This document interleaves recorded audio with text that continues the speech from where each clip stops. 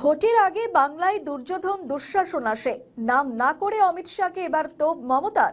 বাঁকুড়া জনসভা থেকে এসআইআর ইস্যুতে বিজেপিকে তোপ এবার তৃণমূল সুপ্রিমোর।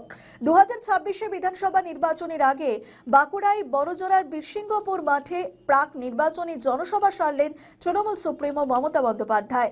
সভা মঞ্চ থেকেই নাম না করেই অমিত শাহকে এক হাত নিলেন তিনি বলেন, আমরা চাইলে আপনাকে এক পাও বেরোতে দিতাম না, কিন্তু এটা আমাদের সংস্কৃতি নয়। তুমি পদত্যাগ না করলে বাংলার মানুষ তোমাকে পদচ্যুত করবে।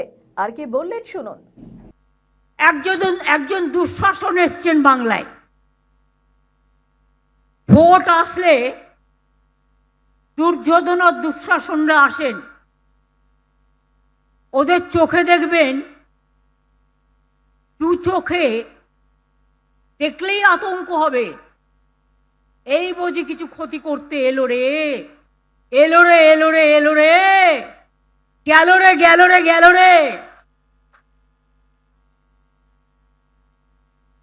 দুঃশাসন বাবু এসছেন, শকুনি মামার চেলা চামুন্ডারা ঘুরে বেড়াচ্ছে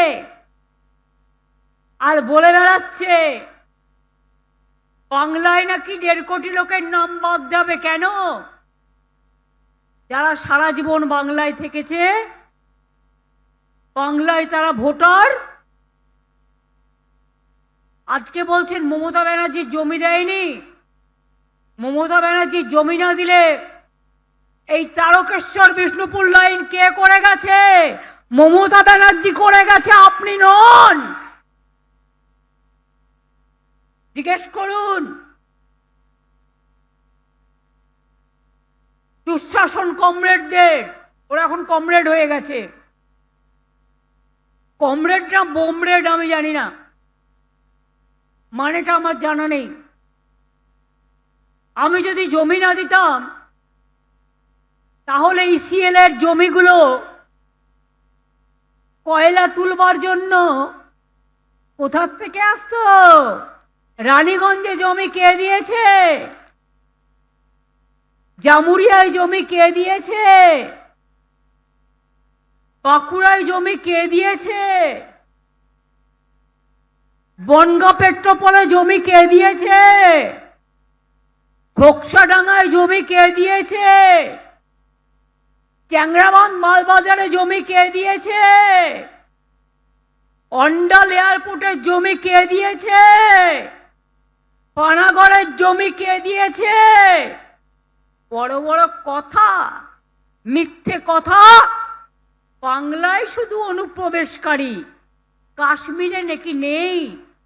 তাই যদি সত্যি হয় বন্ধু, একটা কথার উত্তর চাই, পহেলগাঁও তাহলে কি আপনারা করলেন?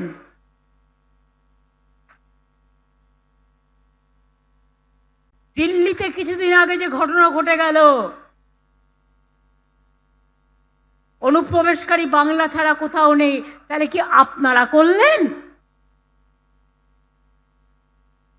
যত দোষ বাংলা, এই রাজনৈতিক হ্যাংলা, রাজনৈতিক হ্যাংলার দল। আগের বার এসে বলেছিল ইসবার 200 পার হয়ে গেছে, পগার পার। আমাদের ভিডিও ভালো লাগলে লাইক ও শেয়ার করুন, কমেন্ট সেকশনে আপনাদের মতামত জানান। আরও ভিডিও পেতে আমাদের চ্যানেলটিকে সাবস্ক্রাইব করুন এবং প্রতি মুহূর্তে খবরের আপডেট পেতে প্রেস করুন বেল আইকন।